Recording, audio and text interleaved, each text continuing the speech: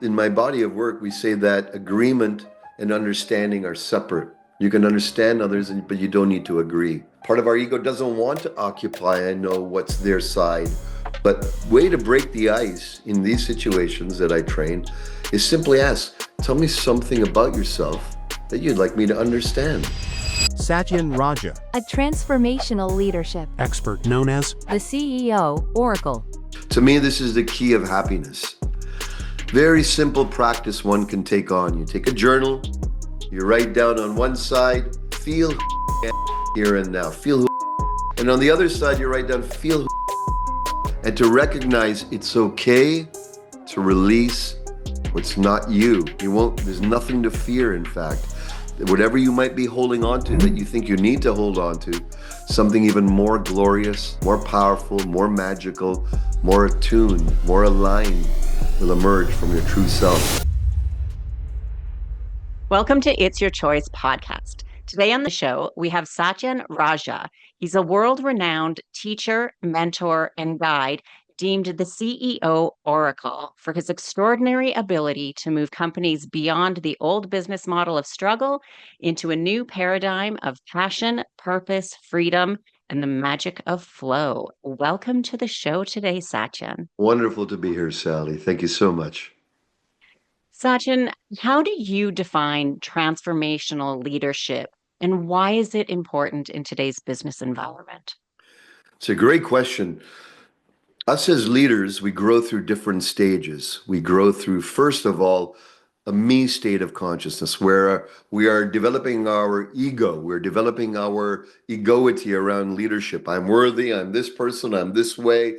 We try to project images and we try to project perhaps not necessarily who we truly are in a way to sort of mask our insecurities, but somehow put on a strong face. So that whole general world I would call the egoic phase of leadership. And we see its ramifications worldwide right now with leadership who have gone way off the rails and are not coming from a more profound place. They're coming from a shallower place, more about self-aggrandizement and self-appreciation rather than being of deep service.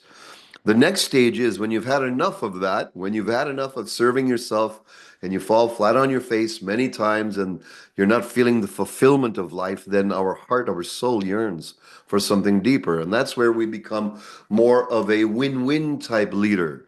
We grow into that space where it's like, how can I serve you, serve my intentions, your intentions? How can we be more balanced, more equitable? So this is an evolution from the egoic me stage into a we stage. But for me, and the work I'm ushering in is for those who are already grounded in that we stage and are ready for the next dimension, which is what I consider transcendent leadership. And that's taking into account me, we, but the greater all, the greater whole. How can us as leaders and the way we lead, how we lead, where we lead from, inspire our teams, inspire our families, inspire ourselves to come from a soulful mission, something that moves our heart, our soul, moves our teams, invokes their deeper desires rather than just punching in and punching out. So this is the evolution that we're on, and in fact, I believe we must step fully on, or else our businesses will die. I agree completely. And for some people that are listening and they're in agreements, like always hear so much about authenticity, and I think it's a word that has been just kind of thrown around almost a little bit too much now because they're saying, be your authentic self. But I think some people struggle with what is my authentic self? Because I've been taught for so many years how we, quote, should be acting, or the point of life where we should be at, the things we should have, the jobs we should be doing. And I really hate that word should, but it's what we go through. And so some people, like, how do they find out who they really are to be that true authentic self and not let that ego and society kind of get in the way of what we really want to be doing internally? Yeah, such a great question you've asked. This is the essence of us as humans to fulfill this role, to fulfill this recognition and realization of who we truly are. And as you shared, most of who we think we are is our what we think is our authentic self. Most people deem to be our weaker self unconsciously, our vulnerable and not so strong self, not vulnerability from clarity, but vulnerability from fear, nervousness.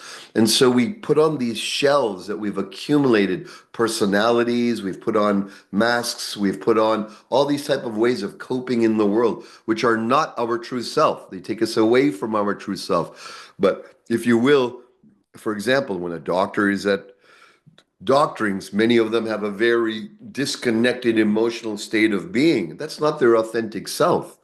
That's a role that they're in, which is disconnecting them. The same is true with CEOs or founders of companies or managerial positions where there's a sense of a separation, not a oneness, a unity, a collaboration.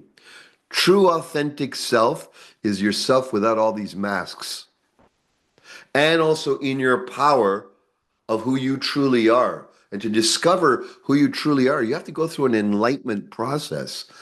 And an enlightenment process is not a fun and happy thing. It's a sense of relieving and releasing all these old ideas, this baggage we have around who we think we're supposed to be, who we think we're supposed to act like, be like, comparing ourselves to others, or trying to fulfill our mother and father's expectations of us, even if they're long past. When we're acting from all of that, it's not who we are.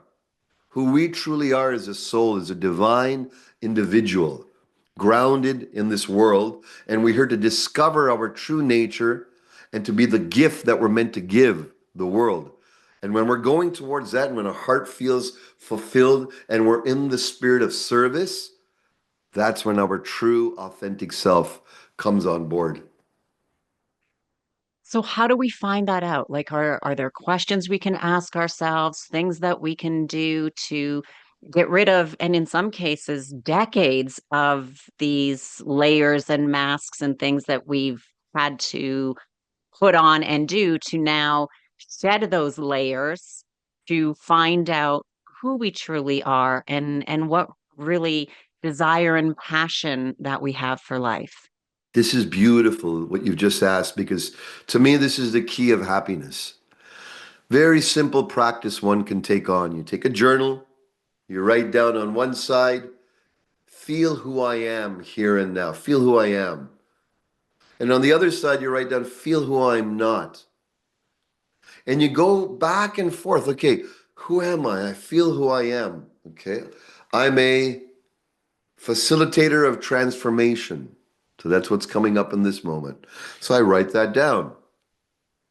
Then the next question I'll ask, who am I not? Feel who am I not? I'm not a gregarious bullying leader. So I would write that down. The key is take some time for yourself, about an hour, and give yourself this nurturing time where you're saying to yourself, I want to discover the deeper me that's underneath these onion layers that I've been holding on to, mostly unconsciously. By going through this practice, this simple journaling, feeling who you are, writing it down, feeling who you're not, writing it down, and doing that casually in a relaxed way for about an hour, deeper wisdom will come in. You'll start to recognize that is not me. And you start letting that go. Wow, this is truly who I am. And a deeper resonance will start to happen. A feeling of, wow, I'm coming back home to my true self. There's advanced methods in this called the Enlightenment Intensive, where we go away. I take my students away for a few days and immerse ourselves in the same inquiry for hours a day. And that's the turbo method. But the at home method is to start with this and to recognize it's okay to release what's not you. You won't, there's nothing to fear, in fact. Whatever you might be holding on to that you think you need to hold on to, something even more glorious, more powerful, more magical, more attuned, more aligned will emerge from your true self. And that's what we all want. We want to enjoy each other's real selves rather than the masks that are being worn. Right. And I think for people too as well, I mean, this isn't just a one-time thing. We're not just going to sit for an hour, or for some, even if you do a little bit longer, and realize, who you're feeling, who you are and who you're not, and then write it down and close up the book and think, okay, great. Now I know who I am. I'm done now, because this is a process and it takes time. And we tend to fall back onto old habits, especially if we've had them for years or decades. Pardon the interruption. If you're liking the show so far, please like and subscribe and hit that notification bell. It really means a lot to me. It helps grow the show and the channel and to the show. When you start getting closer to your true self through this exercise or any other exercise you might take on, then it's good to relieve all the noise and go out into nature, to do this with nature. So there's not all the noise of all the distractions that can happen, because it's in the quietude of nature and the vibration of nature that we naturally come home to our true self. You can't find your true self in a concrete building, first of all. You got to find it in nature. Then you can take the deeper self into your everyday life. And the process of discovering who you are is the first step, as you've shared.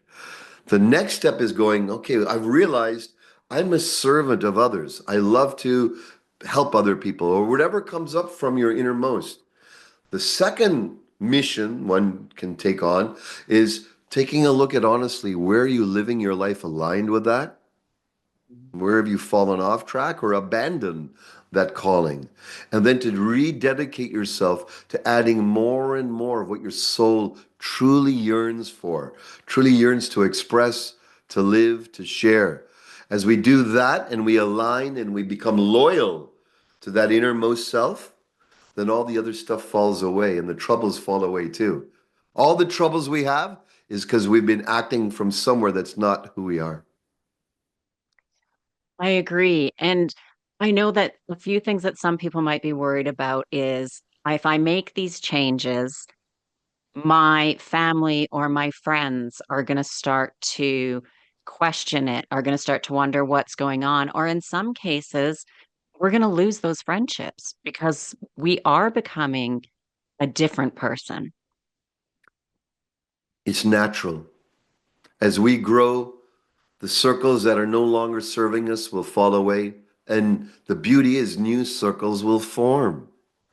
And the power also is you might become a force of inspiration for others, going, wow, Sally, Satyen, whoever you are, wow, you're brighter. There's something going on. You look so much more happier. Things are flowing for you. Tell me what's happening.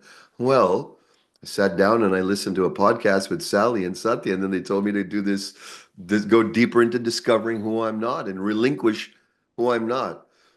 This is got to be the most potent self-dedication you can give yourself. And then to be loyal and not try to then swim with those that are not meant to be with you, those that are drawing life force from you, sucking from you. And then to you'll start to see that when your vibration raises from the discovery of who you are, then you'll start magnetizing others who appreciate it, who love that. And any fear that you might have of losing old friendships, that all falls away and a new order of your life emerges. Yeah, and there's a saying, and I'm going to get it wrong because I don't actually know the numbers for it, but it's something like, we'll meet 10,000 people in our life, or whatever the number is, but we meet a certain number of people in our lives and they just come and go. Of that, so many of them are for a reason.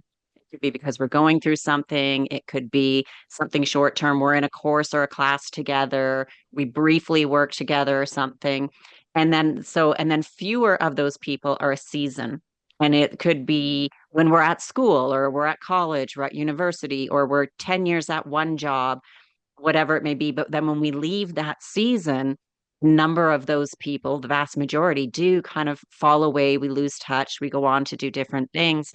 And then out of all of those people, there's only a very small amount that become lifetime people. And lifetime isn't from the time we were a kid and we have these lifetime friendships. The lifetime is from that moment we met them until our life or their life passes and ends, and those were the ones. And that could be when we meet somebody at 50 or 60 and then they're with us for the remainder of our years, or vice versa. And so when we really think about it, when people are nervous about losing those people, we've done it all our lives.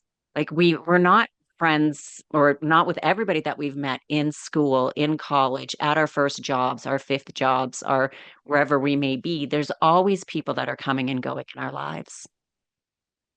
Wisdom and your transmission of being and what you're living right now will attract who you need to be with right now.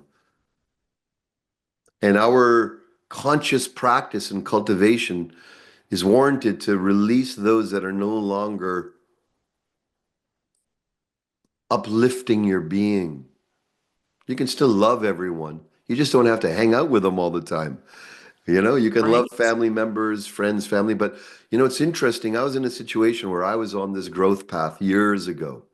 And my parents, my brother, and other family, what's Satyan up to? This is strange. I was very much into martial arts and meditation and spirituality rather than the traditional roles of an Indian, which is to become really educated, become a doctor, a lawyer, these type of things. And I was going in a different path. They couldn't understand me. And one of my mentors said, stay on your path. Don't succumb to the social pressures of those around you and their comfort zone. Keep yourself outside of your comfort zone, which is what I did. And I did that for years. I finally achieved my black belt year, and then I had my own martial arts school. And it's then that my parents and my brother went, wow, you're really enjoying life. And within a year, my parents started working with me, running the shop, helping out with the retail sections of my martial arts schools. My brother joined me in another business. And so my family joined me, and I wasn't even looking for that. I wasn't even trying to, because they saw I was evolving and I wasn't Mm. proselytizing, I was evolving. And they wanted some of that. And that's the beautiful thing is you don't have to try to convince anyone. You just have to convince your own self to overcome your own fears of playing small and the fears of what will happen if you go bigger, you become more bolder, you become brighter, and you let your true self out of the cage. There's absolutely nothing to fear. Trust me on that one. Right. And I also think too, like part of that fear is people think, what if I make the wrong decision? And I kind of have two kind of thoughts on that. My thought is if you made the decision with the information that you had, you made the right decision.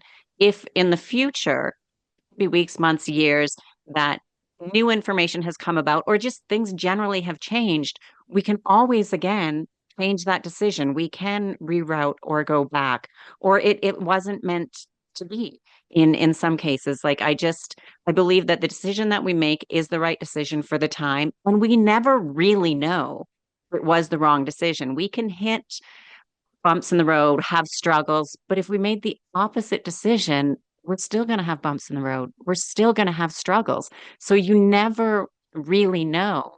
And I've said to people too, in some extreme cases, if they're thinking of moving abroad, starting a new job, going self-employed, whatever it may be, we always have to learn.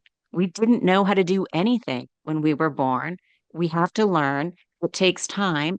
When you enjoy it and love it, you don't feel like you're working. You don't feel like it's as stressful. I work a lot of hours, but I don't even like to use the word work because I love what I do and I enjoy it. So I don't mind doing it. But then I also have the flexibility of taking a lot of hours off if I need to, or travel while I'm working.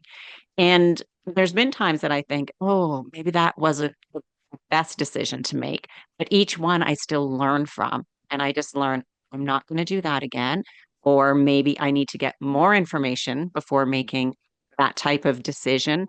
Or it was a learning experience and it just took some time, took some finances, some whatever it was. And I learned, and I think, okay, just don't do that again and move forward because we all need to learn. Even if I followed what you do exactly as you do it, my experience is still going to be different because I'm different. And I think people also need to realize that of the path that you take, even though you want to follow somebody because that guidance is great, we're still going to have our own experiences and it's not going to be identical. Pardon the interruption. If you're enjoying this episode and you're someone who values performance, clarity, and personal growth, then you're going to love my Mind Matters weekly newsletter. Every week, I send out a quick, powerful piece designed to help high achievers like you master your mindset, upgrade your habits, and lead with more clarity and fulfillment. It's not fluff, it's science backed, actionable, and easy to digest.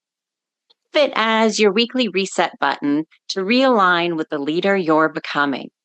So if you want to go deeper than what we've covered here on the show, then head over to www.sallypederson.com. That's me, and subscribe.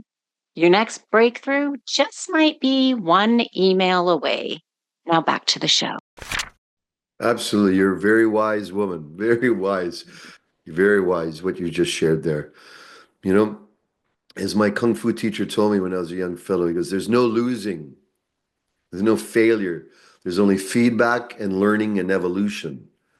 And if you go into the mindset that you're losing and that you've lost, that'll only spiral downwards. And then you'll start feeling bad about yourself. But if you remain open and you recognize that literally, no matter what befalls you, whatever walks, whatever comes your way, that it is for you.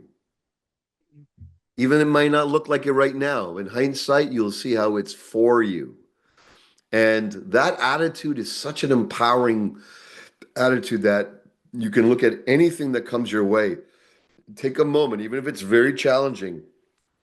There's something here for me to evolve, for me to learn, for me to deepen, for me to grow, to become more powerful, more real, more potent, more authentic. And I'm really going to advocate this wisdom that you've been sharing of reframing risk and recognizing there's absolutely actually really no risk.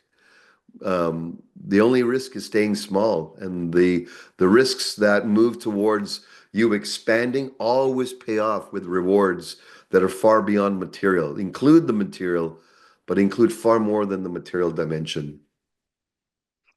I have a friend of mine who she gets annoyed with me a little bit. It's, I always look for the silver lining. I'm always trying to find it, even though sometimes it's hard or it might not be a great one. But even just recently, I don't even remember what we were talking about. And she just said, there you go again, always finding that silver lining. And I'm like, why not? We always have to. There's always going to be some type of silver lining, even though we're not going to know it right away in a lot of cases. Sometimes we have to look back and it could take months or even a year to connect the dots of, oh, that happened. And then that caused this and this and this. And now look where I'm at. And now look at this. And these things happened. And I mean, there's no way to see it in the now or forward because we don't have a crystal ball. We always have to know that there is some type of silver lining or learning experience, even in the most awful situations. Absolutely. Absolutely. And, on top of that, it's how do we go into a situation? So I know you shared with me that you support people moving into other countries or finding new avenues and adventures of life and location. I'm a world traveler like you, and I enjoy the world. And, you know, the thing is, right now, the world has become way smaller. Hmm. Our ability, I just came back from Hawaii and then India. I was in India for a month leading a spiritual adventure tour. And I came to realize even more so the value of shifting your paradigm, your perception, the food that you eat, the air that you breathe, travel around the world, take the risk of moving beyond the comforts of your own home. What's it like as you do? Live, even if it's not permanent, what's it like to live in a country for a month, for 2 weeks? What's it like to commune with the people there? This will feed our soul in ways that's so enriching, so empowering, and evolving of our self. And so the fact that you support that, I'm really, really happy for all your clients. Well, it's a great thing. And one of the biggest things that I learned from traveling so much and living in so many different countries is my beliefs aren't right, but they're also not wrong. They're just mine because of my personal experience. And I even question if they are mine because they've been taught to me by my parents, by my grandparents, by my school teachers, by the communities that I lived in, the things that I do. And I love having conversations with people who believe differently than I do. Maybe the complete opposite or just different on different ways, especially when it comes to politics and religion, because those are the ones that are supposed to be so taboo that you don't talk about. And I think that's what we need to be And talking about. sex. Sex, money, politics, Yeah. religion. Yeah, those ones. Because, when we talk about things and I ask somebody, it's like, why do you believe that? And when somebody really, I think, needs to reflect is when they can't answer why they believe it. And a simple could be, well, that's what my parents always said, and that's what I was taught, so that's why I believe it. Okay. Maybe then you need to question a little bit more. But if you say, well, because it's true, no, because very few things are actually truth. It's just your experience. And when we can have those conversations, I love it when people tell me their experience and why and what happened. And I can say, I understand why you think and believe that. Because if I had that experience, I absolutely would think and believe it too. However, I had mine, so I can't change my belief. At least I can understand. And I know I'm not right, but I know I'm not wrong either. It's just experience. What you just shared is the heart solution we need for the world right now. What you just shared, that willingness to occupy someone else's viewpoint, to have a deeper understanding of who they are, where they're coming from, why they believe what they believe in. Even if we don't agree, we can at least acknowledge and accept that. And we can ultimately even love that other people believe and have different views of life and experience. They should. We're in a grand world. Absolutely. I really love what you've just shared there. It's the essence of creating world peace, in fact, individual peace and societal peace.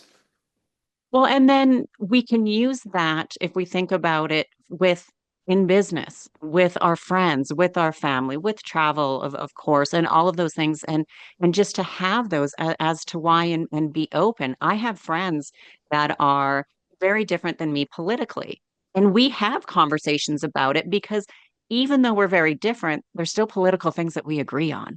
Yes, And we can always agree. We can find things with people that we can always agree. And I think that way there's a better solution.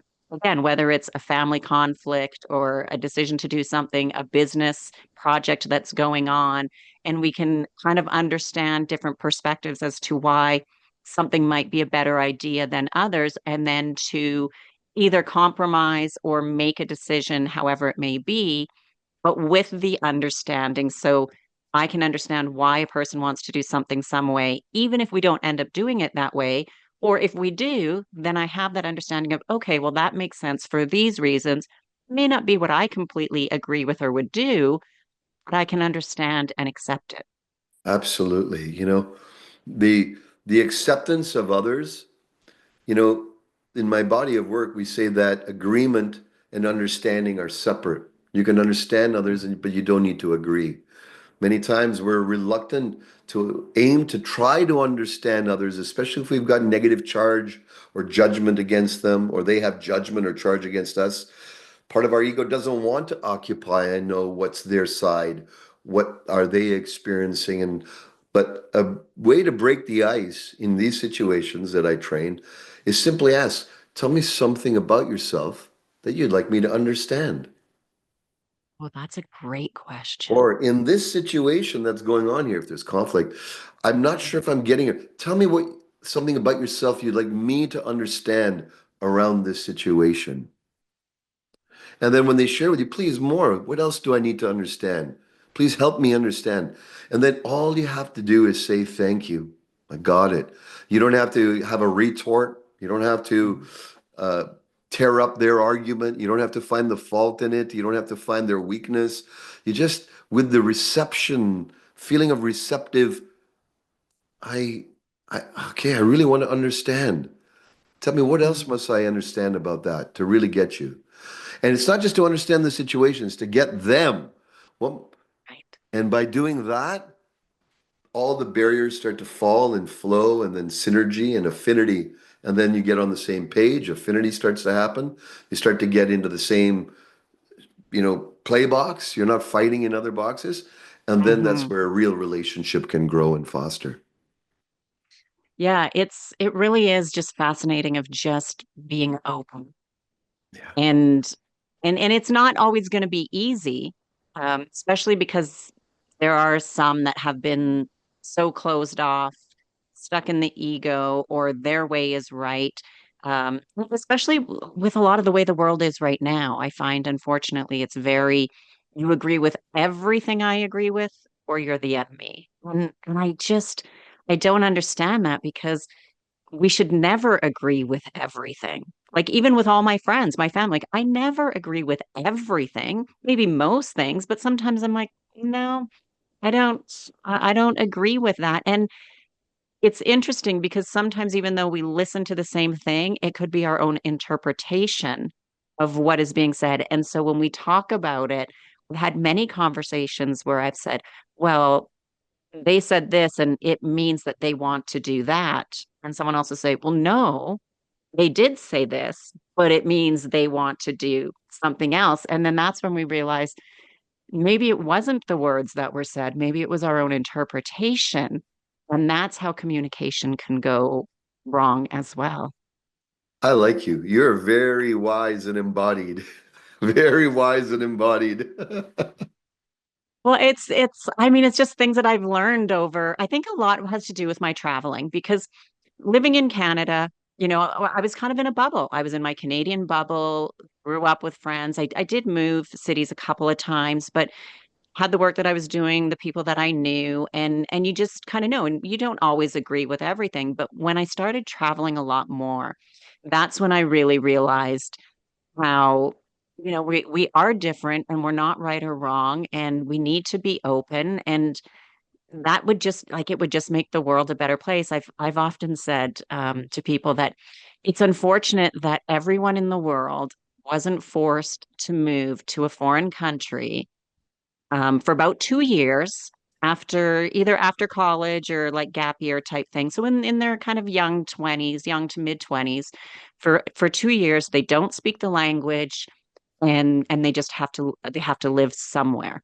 And how different the world would be because there would just be so much more openness and understanding um, to just being different. And that takes an extreme difference because most people wouldn't feel the same way, even if they went to a completely different lifestyle in Yes. their own country. It's not the same. Yeah. Beautiful.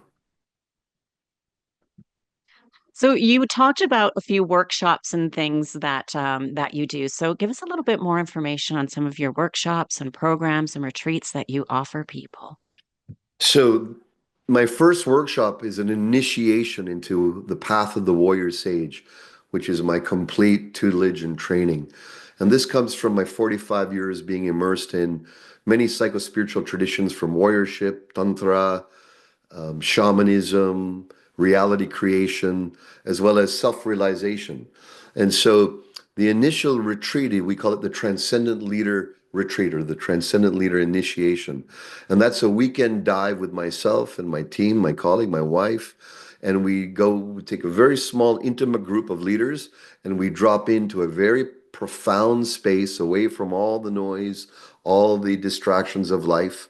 And we dive into the three primordial energies, which we as leaders would be very served to awaken, to take from the ego state and awaken them. And those are the powers of our sexuality, our power, and our money. Sex, power, and money. These are the areas where most or many leaders shoot themselves in the foot. They self-sabotage, or their ignorance or unconsciousness leads them into trouble somewhere along the line. So by elevating and awakening our innate sexual power, our power dynamics, our right use of power, and our enlightened, if you will, expansion of money paradigms in our consciousness, when we do that deep dive, then we really get a great foundation to become really an ultimate leader to serve to whatever degree and potency we want. So we hold these quarterly every year in our location here in British Columbia. So those of you who are inspired, you're welcome to reach out and connect with me, and I'd be happy to share more about that with you. And where are the best places for them to connect with you? You can go to warriorsage.com. You can also find me at LinkedIn. You can find me on Facebook and Instagram. Perfect. And I will make sure that we have links for that in the show notes to make it even easier for everyone to connect. And Satyan, I just want to say thank you very much for your time today. I really appreciate it. It's been a joy, Sally, and thank you for your wisdom. I've also been enriched by today.